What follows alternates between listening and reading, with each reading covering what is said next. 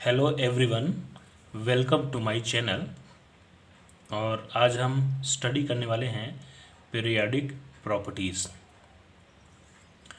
तो periodic properties को study करने से पहले मैं विवेक गौतम आपसे कहना चाहता हूँ कि इस चैप्टर को अच्छे तरीके से समझने के लिए मेरे चैनल को सब्सक्राइब करें और इस चैप्टर से रिलेटेड दूसरी वीडियोस भी देखें।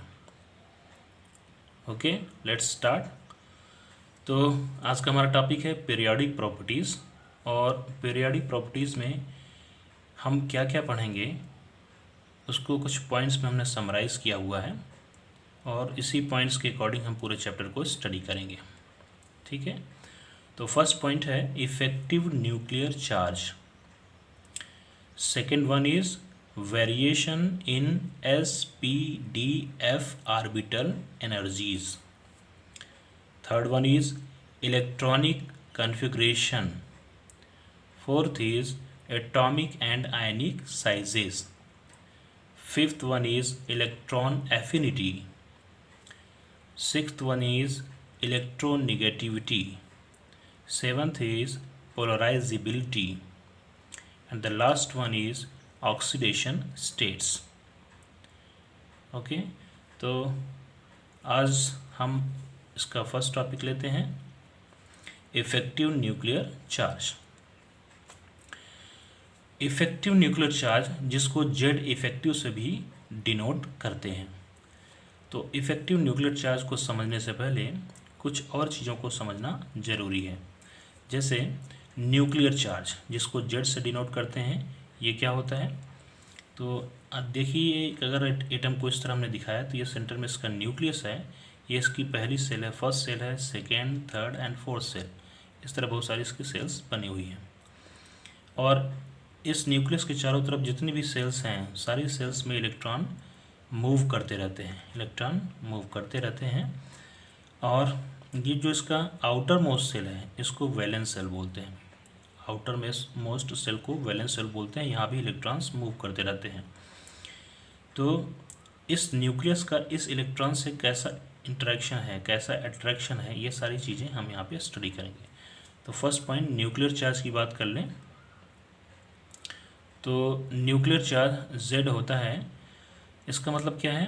Positive charge experienced by the valence electron.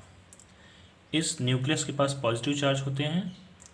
इस पॉजिटिव चार्ज को ये आउटर मोस्ट सेल का इलेक्ट्रॉन जो है, वैलेंस सेल का इलेक्ट्रॉन है, वो कितना एक्सपीरियंस करता है, यानी इसका इस पर कितना इफेक्ट पड़ता है, इसको बोलते हैं nuclear charge. The second one, screening effect. Screening effect जिसको सिग्मा से डिनोट किया गया है, ये क्या होता है? Repulsion experienced bye valence electron by inner cell electron. अब यहाँ पर देखिए, ये न्यूक्लियस है जिस पे पॉजिटिव चार्ज है, ये इलेक्ट्रॉन पे अपना अट्रैक्शन देता है। अब स्क्रीनिंग इफेक्ट की बात करें तो इसके आउटर मोस्ट सेल के अंदर जो भी सेल्स हैं, इनर सेल्स में भी इलेक्ट्रॉन्स हैं, तो वो इलेक्ट्रॉन्स इस आउटर मोस्ट सेल इलेक्ट्रॉन को रिपल करते हैं, रिपल्सन होता है। तो वो कितना रिपल्सन कर रहे हैं, उसको बोलते हैं screening effect. Repulsion experienced bye valence electron by inner cell electron. Okay, अब इफेक्टिव न्यूक्लियर चार्ज की बात करते हैं जिसको जेड इफेक्टिव से डिनोट करते हैं। ये क्या होता है? Net positive charge experienced by the valence electron. अगर ये दूसरे सेल्स नहीं होते तो जो न्यूक्लियस का आउटर मोस्ट सेल के इलेक्ट्रॉन पे एट्रैक्शन होता वो नेट ही होता। बट यहाँ पे दूसरे इनर सेल के इलेक्ट्रॉन भी हैं जो रिपल्सन करते हैं। तो रिपल्सन के बाद ये आउटर मोस्ट सेल का इलेक्ट्रॉन न्यूक्लियस के अट्रैक्शन को कितना अट्रैक्ट कर पा रहा है, उस पर कितना उसका एक्सपीरियंस, कितना प्रभाव पड़ रहा है, ये चीज़ कहलाती है इफेक्टिव न्यूक्लियर चार्ज। तो इसको बोलते हैं net positive charge experience by the valence electron. इसको ऐसा भी समझ सकते हैं, थोड़ा सा इसको ऊपर कर लेते हैं।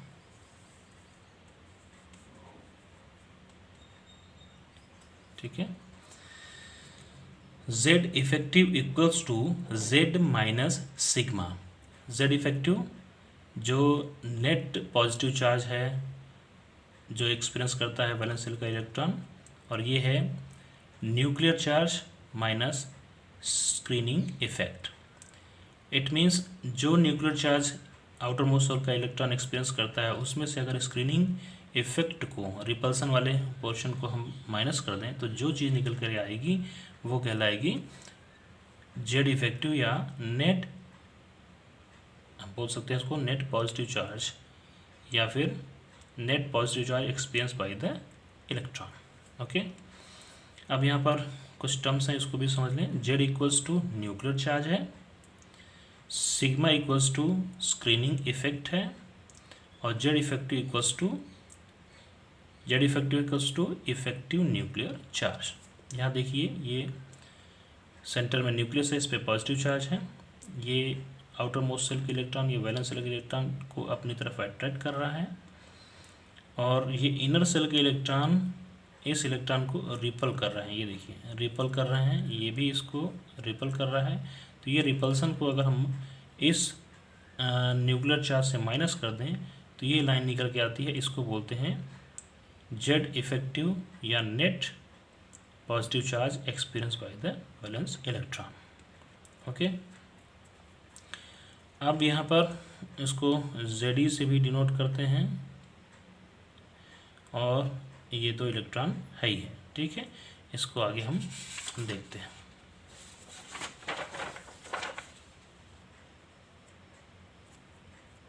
तो इसके अगर फोर्स को कैलकुलेट किया जाए, इसको थोड़ा सा नीचे कर लेते हैं,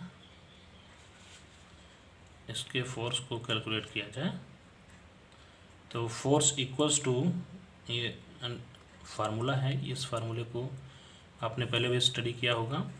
तो फोर्स इक्वल्स टू क्या होता है, के Q1 इंटू Q2। Q1 और Q2 ये चार्जेस हैं, वो पॉजिटिव भी हो सकता है और निगेटिव भी हो सकता है। तो F इक्वल्स टू अगर करें तो K, एक Q1 को हमने सेंटर के न्यूक्लियस को ZD दिया था, वो चार्ज है, और वैलेंस शेल के इलेक्ट्रॉन के पास E का चार्ज था, तो K ZD into E, Q1 and Q2 इस तरह हो गया, अपॉन R स्क्वायर। R क्या है, यहाँ पे डिस्टेंस है, डिस्टेंस किसकी, न्यूक्लियस से लेके आउटर मोस्ट सेल के इलेक्ट्रॉन की। ठीक है, तो एक्सपेक्टेड फोर्स क्या है, F ये फोर्स होना चाहिए न्यूक्लियस और वैलेंस सेल के इलेक्ट्रॉन के बीच में, बट एक्चुअल फोर्स क्या होता है, लेस देन F से कुछ कम होता है। ओके, अब हम देखेंगे factors affecting Z effective. Z effective को कौन कौन से फैक्टर अफेक्ट करते हैं, इसको हम आगे समझने की कोशिश करते हैं। First is distance from the nucleus.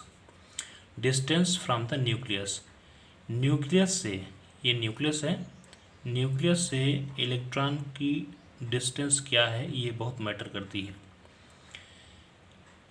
If distance अगर इंक्रीज कर रही है, डिस्टेंस बढ़ रही है, तो स्क्रीनिंग इफेक्ट भी बढ़ेगा, और स्क्रीनिंग इफेक्ट बढ़ा तो जेड इफेक्टिव कम होगा। डिस्टेंस अगर बढ़ रहा है तो स्क्रीनिंग इफेक्ट भी बढ़ेगा, और स्क्रीनिंग इफेक्ट बढ़ रहा है तो जेड इफेक्टिव कम होगा। एग्जांपल्स के थ्रू समझ लेते हैं। यहाँ देखिए ये न्यूक्लियस है, ये इसकी फर्स्ट सेल है, ये सेकंड सेल है, ये थर्ड पी है, और ये 4p है। तो जेड इफेक्टिव फर्स्ट एस और जेड इफेक्टिव सेकेंड एस में अगर कंपैरिजन करें तो किसका जेड इफेक्टिव ज़्यादा होगा, किसका कम होगा। तो निश्चित रूप से फर्स्ट एस न्यूक्लियस के सबसे ज़्यादा पास है, और सेकंड एस कुछ दूर है, तो फर्स्ट एस पे रिपल्सन कम होगा, और सेकंड एस पे रिपल्सन ज़्यादा होगा। तो जेड इफेक्टिव जब कैलकुलेट करेंगे तो फर्स्ट एस का जेड इफेक्टिव सेकेंड एस के जेड इफेक्टिव से ज़्यादा होगा। इसी तरह जेड इफेक्टिव 4p और जेड इफेक्टिव 3p के बीच अगर हम कंपैरिजन करें, 3p एंड 4p, तो 3p पास में है, 4p थोड़ा सा दूर है, तो 4p का जेड इफेक्टिव निश्चित रूप से कम होगा 3p के जेड इफेक्टिव से। ओके, क्लियर होता है। सेकेंड पॉइंट है diffused orbitals experience lesser Z effective. जो डिफ्यूज ऑर्बिटल होते हैं वो कम से कम जेड इफेक्टिव को एक्सपीरियंस करते हैं। यहाँ पे देख लेते हैं, ये एस ऑर्बिटल है, ये स्फेरिकल है, और ये पी ऑर्बिटल है जो डंबल शेप का होता है, इसको डिफ्यूज ऑर्बिटल भी बोलते हैं। तो यहाँ हम देख लेते हैं Z effective S P D F, इन सारे ऑर्बिटल्स में जेड इफेक्टिव कैसा हो सकता है। तो सबसे ज़्यादा जेड इफेक्टिव किसका होगा, एस का, फिर पी का, फिर डी का, और उसके बाद लास्ट में एफ का आएगा, क्योंकि ये ग्रेजुअली ज़्यादा डिफ्यूज होते जाते हैं और इनकी डिस्टेंस भी बढ़ती जाती है। तो जेड इफेक्टिव 4s और 4p में अगर कंपैरिजन करें तो Z effective 4s is greater than Z effective 4p, क्योंकि 4s स्फेरिकल है और 4p डंबल शेप है, ये डिफ्यूज्ड है, तो डिफ्यूज्ड वाला कम जेड इफेक्टिव को एक्सपीरियंस करता है। क्लियर होता है? Okay, thank you.